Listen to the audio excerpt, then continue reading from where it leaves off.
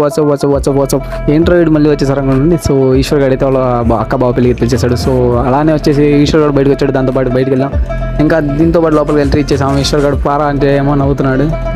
వాడితో పాటు మనం కూడా ఫుల్లీ ఎంట్రీ అయితే ఇచ్చేసాం. దాంతోపాటు వాళ్ళ షార్ట్ లోపల చూస్తే ఒక్కొక్కళ్ళు అద్దరు పాడుకున్నారు. సో నేనైతే ఏదో రెస్ట్ తీసుకుని వచ్చేసాం. ఇంటి వాళ్ళు చూస్తే ఈశ్వర్ గారిని అయితే హైలైట్ చేయాలి.